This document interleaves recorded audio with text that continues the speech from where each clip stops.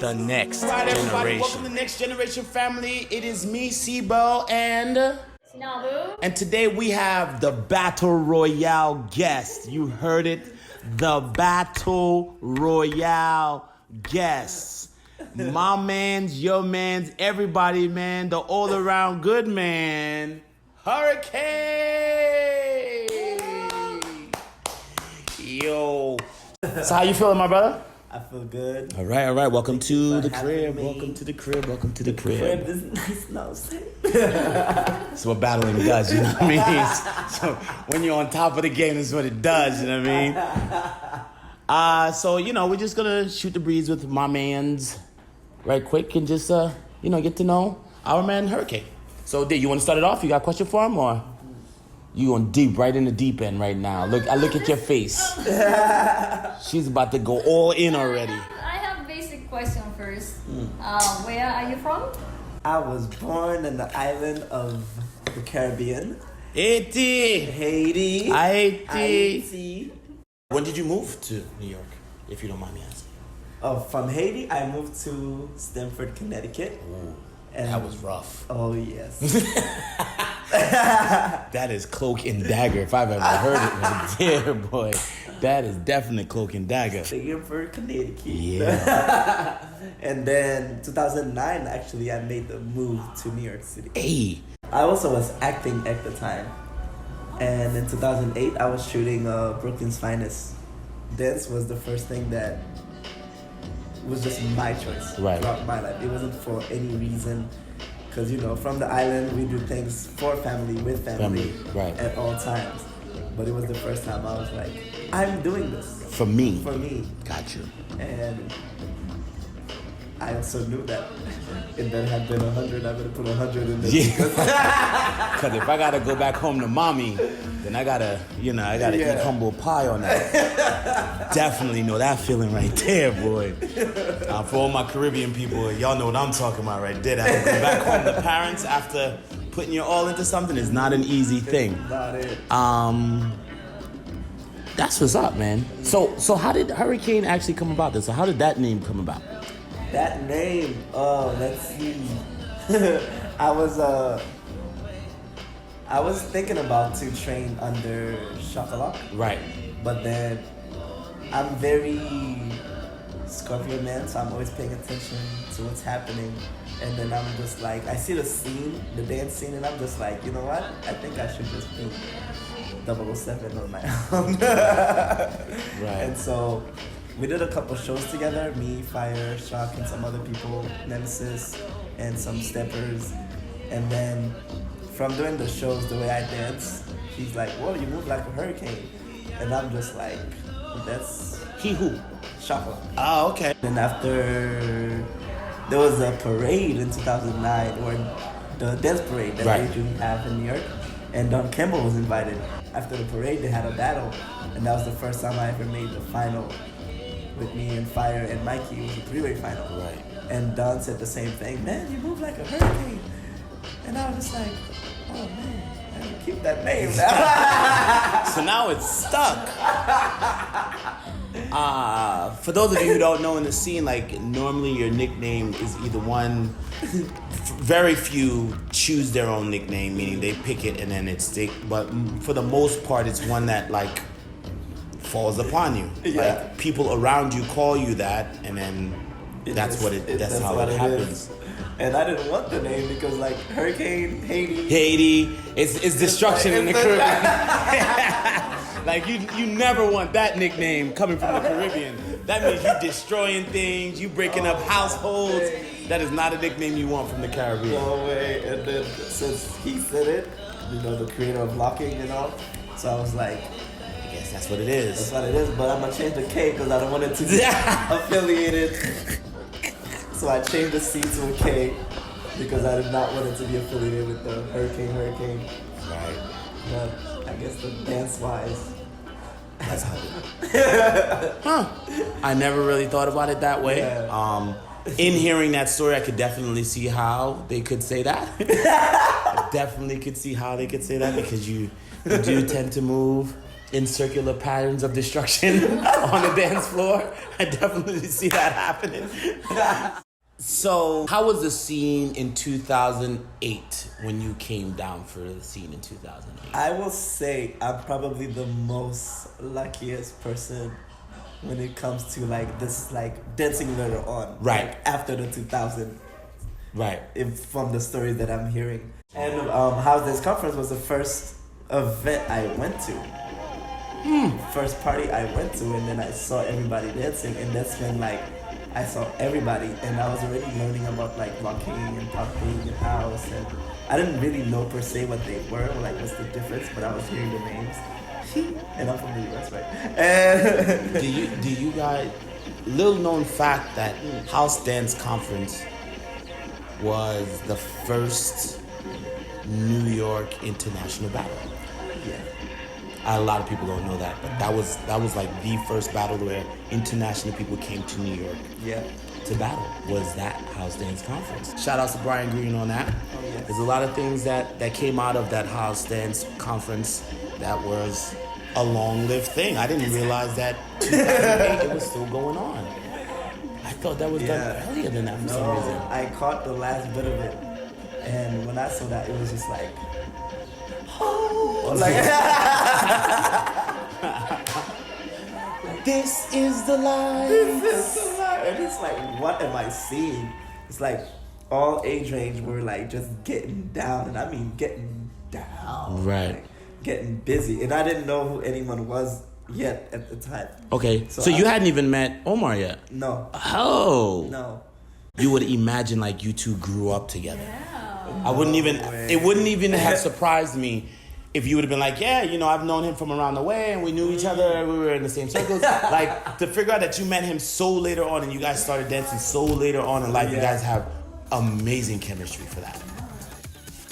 People didn't necessarily understand dance etiquette at that time, so people would just like, you know, just jump into, like, even to this day, like, if there's certain circles that's going on that I know I'm not, I'm like, yo, not messing with that one. I think that's just being, me personally, that's just having respect, being from the island, having parent etiquette, and when the grown-ups are having conversation, you go. You most definitely stay quiet. And so, the only time I actually jumped in the Stamford was during House Dance Conference because of all this excitement. But I am shy person. And You mean then or now? Even now. You think so? I know so. Really? Because it takes a lot. People don't know what I deal with up here. They just see like what's going on when yeah, you what's come going out on when you outside. But what's going on in here before I do anything, it's like, what are you gonna do? What are you doing? It's like a lot, and then it all comes. You're the most introverted extrovert I've ever met in my life. So it's like there is no middle. You know, it's like me being like, yeah, I'm shy. I'm dumb shy. Like, people looking at me like, yeah, Right. Yeah, okay, see. I'm shy. I'm scared. Well, I wouldn't say you're I shy. am scared to talk in English. Yeah, because your English is absolutely, I can't. Yeah, that's the way she acts. She acts like everybody can understand her English. Like, your English is absolutely fine. I tell you that all the time. I know people who spoke English all their lives and don't speak English as well as you. Facts on that. Always, like, I'm so scared all the time. There's no reason to be at all. Okay, So the question was, how does he feel playing out how a lot of your posts are a lot political now, socially relevant, I should say, and in your life you have different relationships that's going on as well. How does that play out with the posts that you have in your relationships and work in general, and just how that all works? Traveling the world without being Hurrikane yet, I saw a lot of things, and a lot of things was not being hidden from me because, you know, you didn't have a name, you weren't someone to some people, so everybody can do whatever because they don't care about who's there at this moment. They say whatever and do whatever and just be whatever. So it was I'm very observant, and it's very interesting to see. And then when Hurricane happened, traveling again, I saw the difference, the hidden and but also the ignorance also that's going on, because actually a lot of people absolutely really don't know, because I also think it's because they also don't care to find out, especially culturally, and being black and being someone somewhere else coming to the culture. Right. And when I was first coming into the dancing, like seeing people with braids, seeing people not being scared to say the N-word, seeing people like doing certain things that that they think is black. Right. And it's usually mostly the negative side of being what's portrayed about being black. Right. And so they would so much fantasize about that, and so many disrespectful things that dance-wise people were doing, especially some older generations of other countries.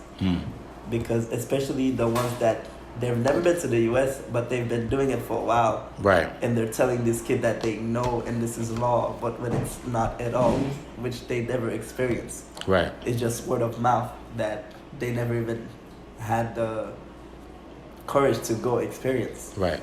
So a lot of things was just like not bothering me, also bothering me, but I feel like it was dangerous to the whole dance scene as a whole. So you felt like there were some things that just had to be brought to the forefront that people just needed to understand. Yeah. Did that have any effect on you and your relationships, though? And by relationships, I just think like it made a lot of people feel like, man, Hurricane was so cool, but now he's just like, what's happening to him? It's like he was hiding, and then he comes out. For those of you who don't know, Hurricane and Lip J have been going out now for... We can't even say the year, because it's like getting to know each other, and it's like the acceptance of... So they've been going out for a while. They've been going out for a hot minute, but they're just trying to act like it's new. It is not new. I read your post about her, and I thought it was really nice. I'm always wondering, like, I know I'm not black, I'm not from this culture, but I'm trying to learn, and I want to educate Japanese people, but I feel like they're gonna be offended. I don't know how to approach them. And with my kids too, I'm like, I can't say anything about the black culture because I'm not black. But my kids are half black. And I can't say anything. Like, I'm always like thinking about that. That understanding. You need to hit him with that Japanese side and be like, I ain't black, but I'm gonna hit you with the Japanese side. What are you talking about? Listen, you need to jump on that like, listen, I might not be black, but I am most definitely Japanese. I'm about to let you know something right now. When I was in Japan and when I started, I had no idea about culture. I just liked the dance. After I came here, I also did the dread, braids. I didn't even think about it. I just thought it was cool. And when more I learn about the culture, I stopped doing it. Because I respect that culture. Oh, that's why you're not wearing those bomb shoes you got upstairs. Yo, all right, America, let me talk to y'all for a second. Y'all know me. You know when I'm on the stage, I always gotta have some freshness on my feet, right? Because I'm no longer a clothes guy. I used to be. Let's just get that straight. Like, I used to rock a lot of different gear, but having my own company, all I wear is next generation stuff now. So it's not like I need to buy a lot of clothes, but I do like to buy a lot of. I've gone all around this world and collected some bomb shoes for my wife. I'm like, honey, why are you not rocking this? And she's like, well, you know. And at first I thought it was like, one of those things where you're going through these ages where you're just like, I don't want to dress young anymore. I don't want to do this. But that's what that's about? Oh, man. I think for me and my wife specifically, one of the things that we were worried about was because we're an interracial couple. And people tend to think that because you're in an interracial relationship that you all of a sudden don't have love for your people. Absolutely. And like you can't speak for your people because Anymore, of who you are With. married to or with or whatever the case may be. And that just is weird to me. It's the weirdest thing ever. Like what? Now I can't say anything about being black or black pride or anything of that because my wife is Japanese. I don't understand that. Yeah. She has pride for where she comes from. I have pride from where I come from. But for a lot of people in the minority, because of how we've always been treated, it just feels like a betrayal, I guess, to our... Especially being black men. Yes. Especially being a good black man. It gets difficult, of course, because people, they kind of fear you. Right. Because they're like, it's not so much like they fear you per se. It's just like, am I doing something wrong now? Am I doing something wrong? Is he gonna say something to me? Is he gonna say something about me? Or is he gonna post something? Or is he gonna say something? Like what happened in Amsterdam last year when I was speaking generally. Right. But because of the person standing in front of me that I was battling, took it all. Like, personal. It's like, no, I didn't even just say locking. I said street dance in general. They choose what they hear to get triggered, but they don't really listen. Actively listening. Yeah. So are you actively listening right now? Because you're not saying nothing. My wife is like, she's quiet. Trying to understand. Oh. God.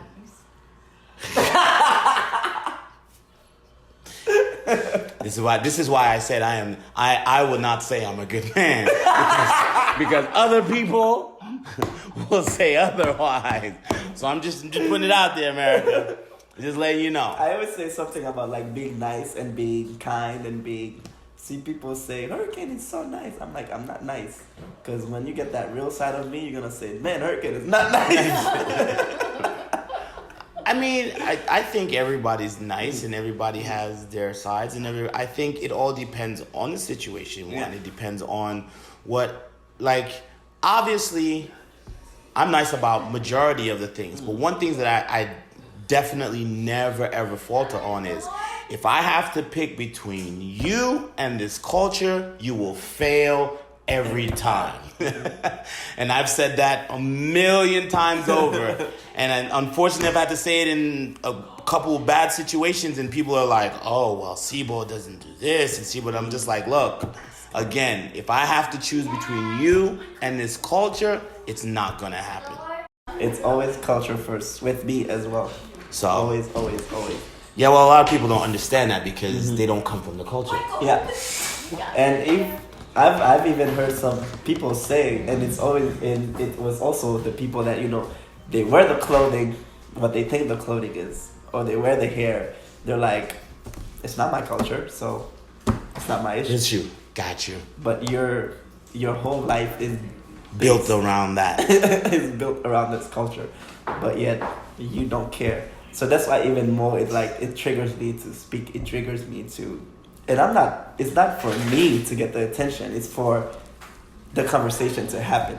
It's for people to get the knowledge. And before I speak on something, I make sure I require and gather that knowledge first before I speak on it. Because if you're talking and you don't have nothing to back it up, then you're just talking. Yeah, you're in for a real treat, boy. I'm like, especially if you want to speak up or speak about, people are ready for. Yeah, that's one thing that you can never ever, ever be ready for, is the fact that everybody is all of a sudden the professional.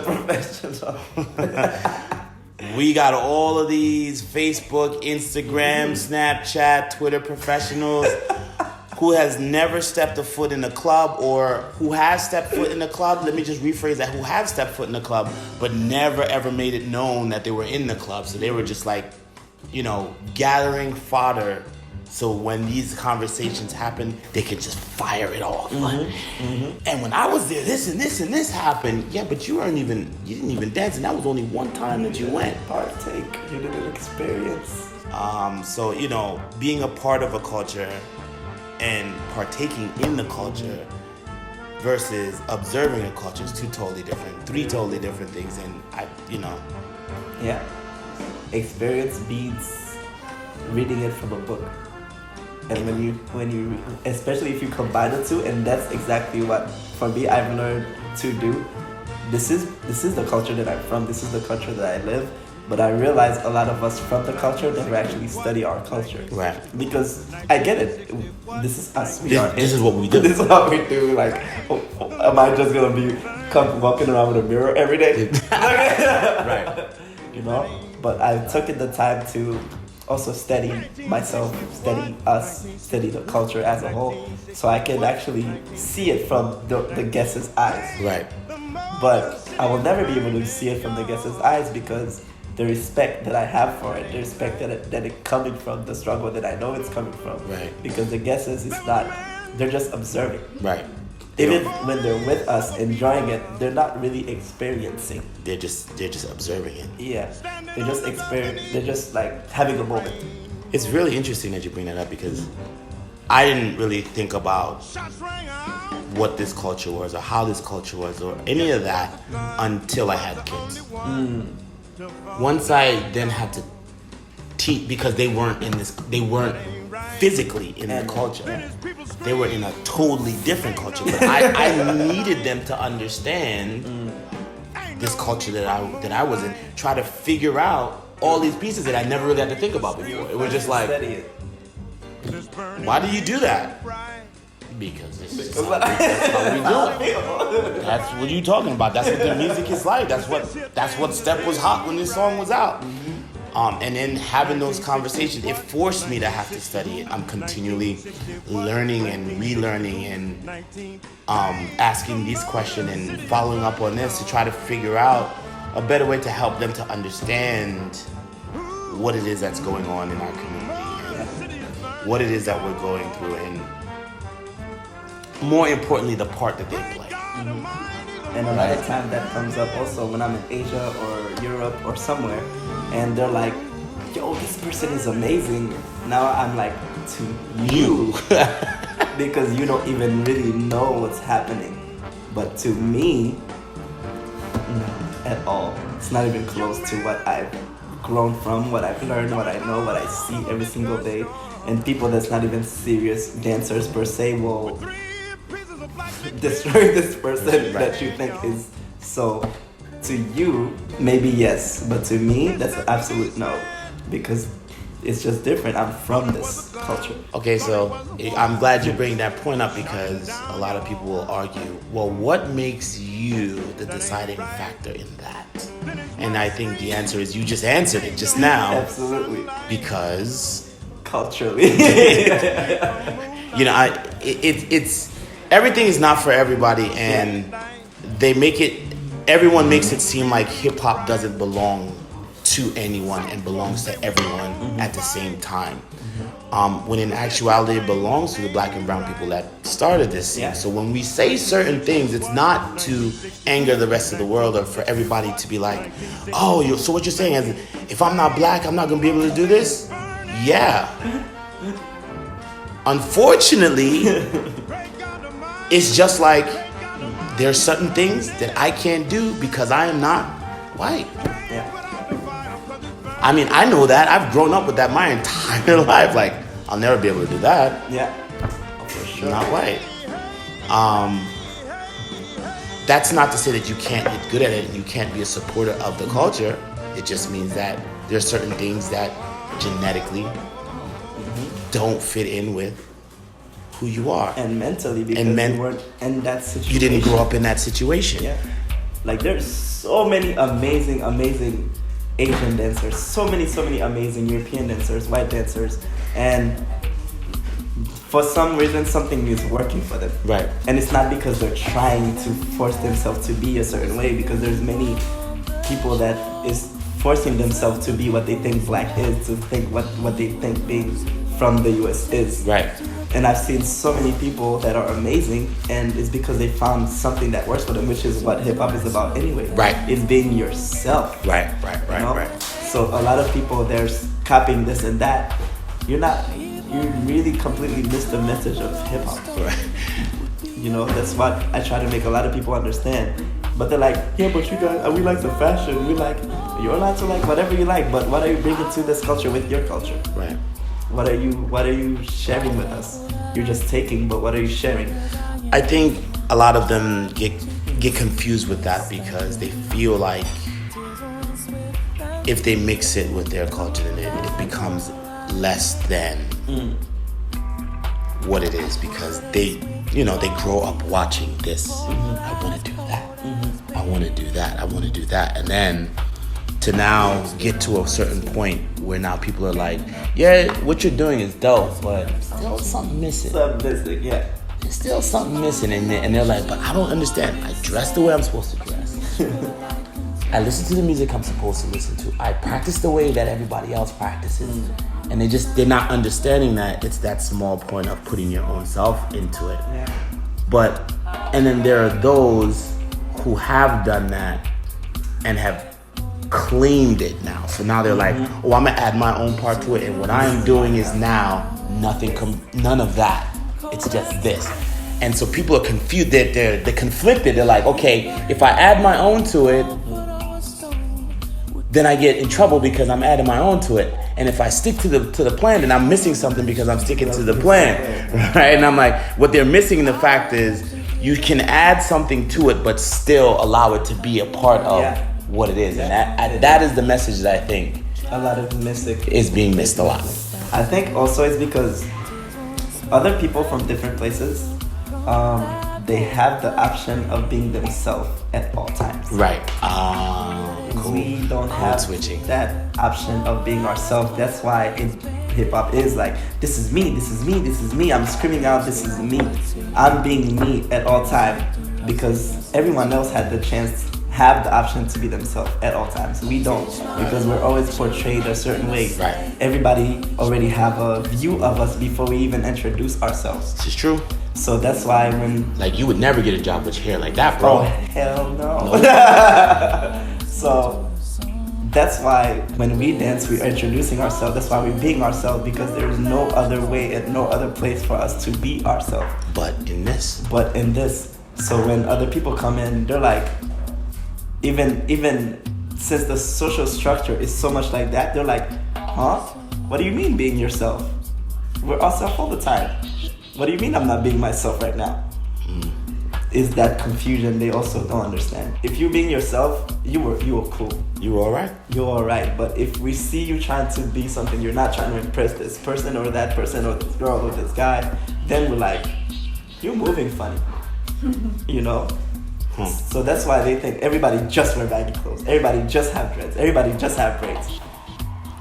And that's why they try to just copy.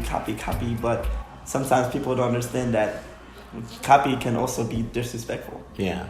My real mindset that I'm in is a very interesting one, but the world is not yet ready for that kind of place, because the world is not healing each other.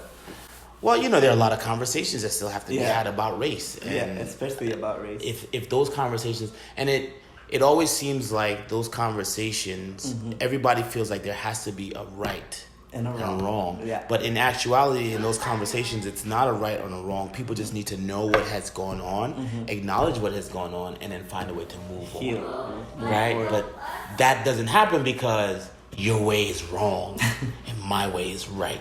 I think it's also because who had the power to say about the races? And first and foremost, my English is not my first language. So it's the people that are putting out, what do you call that word?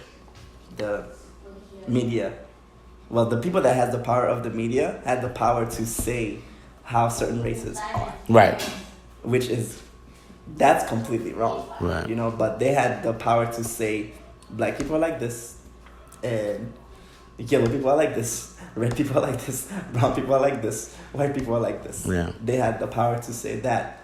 But me personally, race does not exist, of course.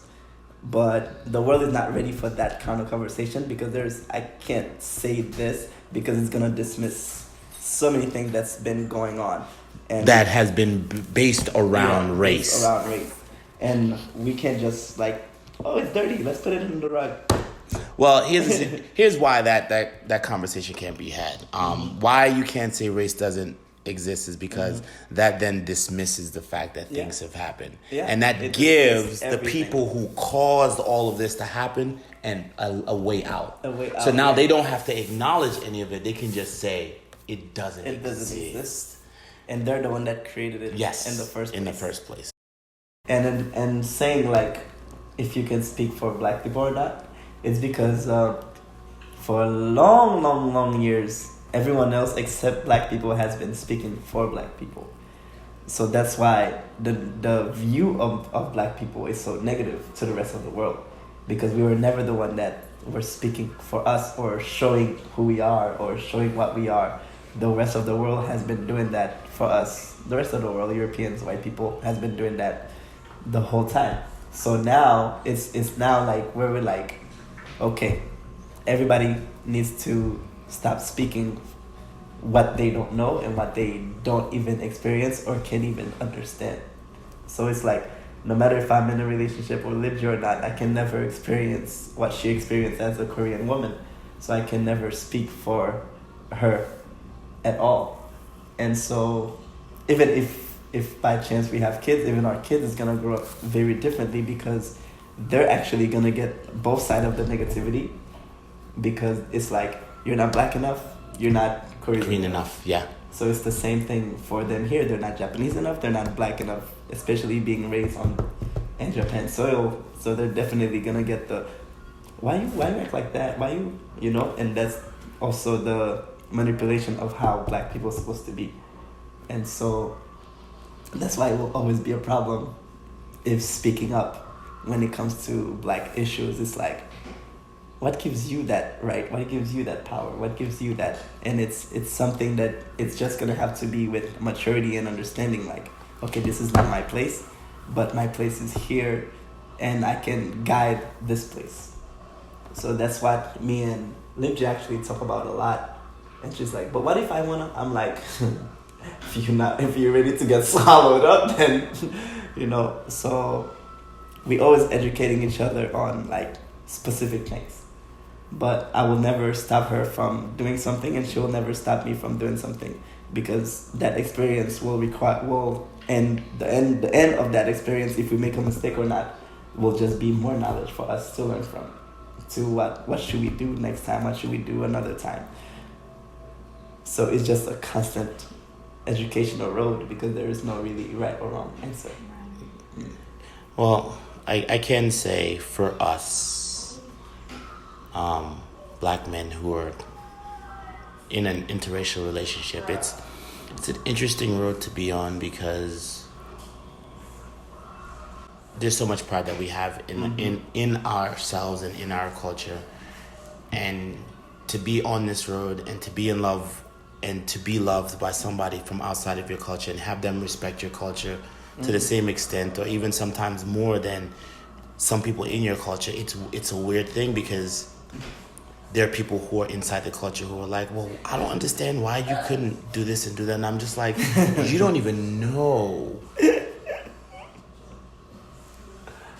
Like, you didn't talk to her once. You didn't have not one conversation with her. But yet, just off of what you see, you're ready to cast stones on me. Yeah. Exactly like what they do to us, and you don't see yourself doing that. And to be honest, my goal in life, especially when it comes to having a wife, is to be with a black woman.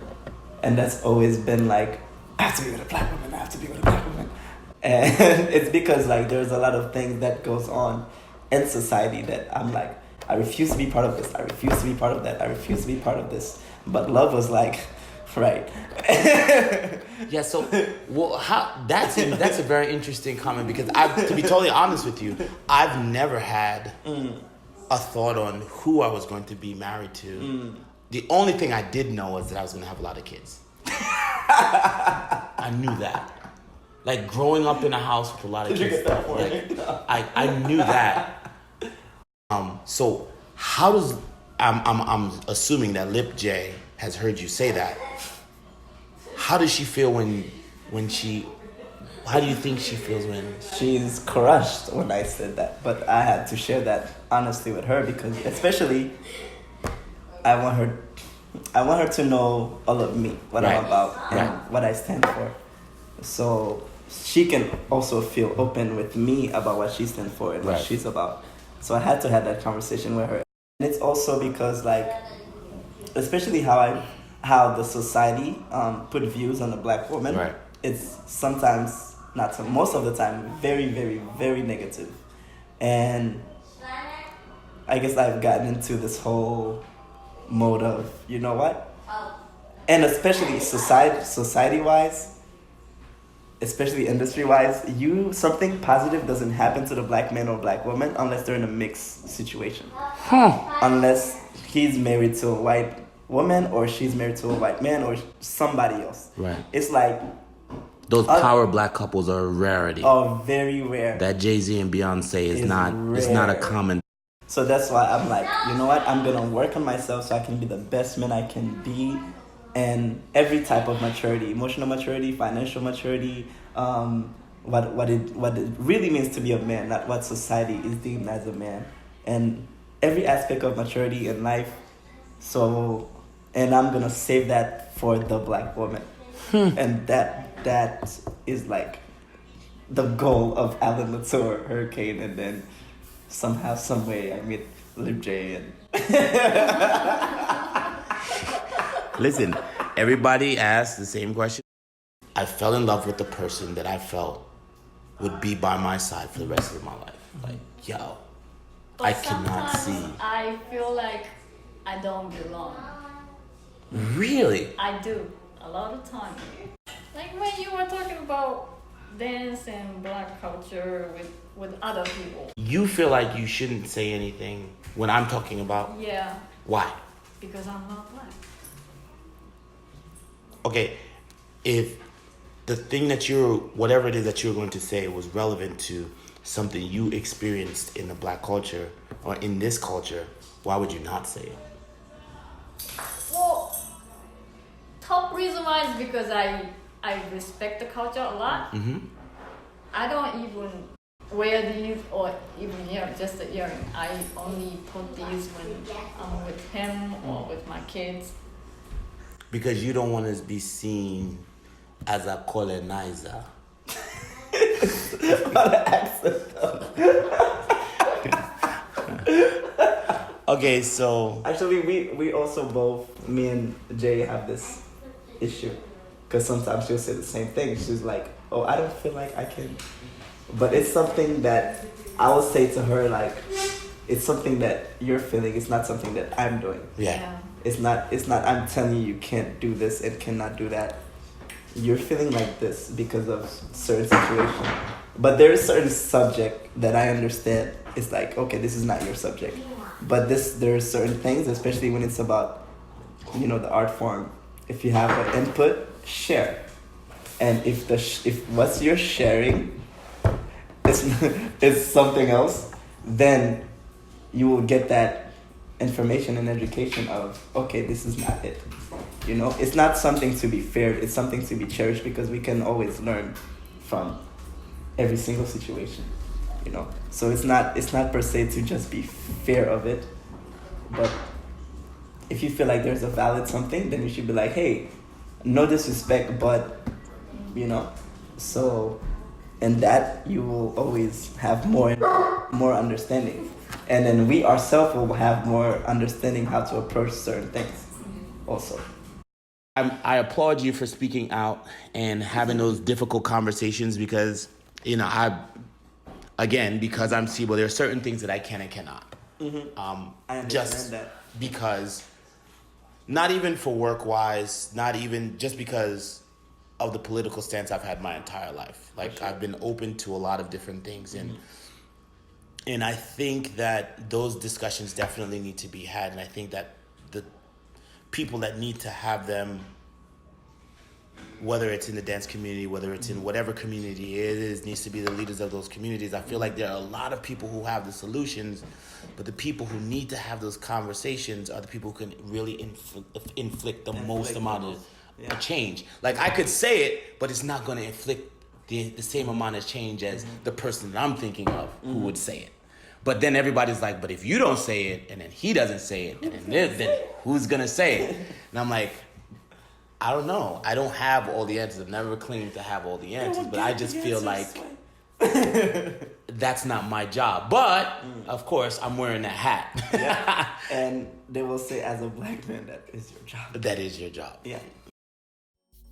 All right, America, we're going to cut this one right here. I want to say thank you to my brother, Hurrikane, for coming through and blessing us with this interview. You know, we trying to do as much as we can for our community. And this is one of the ways that my wife and I are trying to pay back, is by doing this family blog thing about what's going on in our family. Because as we've seen, there aren't many families that are doing what we do. And we want to put it out there that your family can do this too, and it's, you know, a part of what it is to be in the street community. Yeah, so we appreciate you guys. Always. All right, so we gonna eat now. Oh, we gonna grub. And we gonna talk to y'all on another day. They could. Peace. Okay, she didn't cook. Feeling of the music driving you insane. You ask, you plead, I need that sensation. Embrace yourself for the sense of the next generation.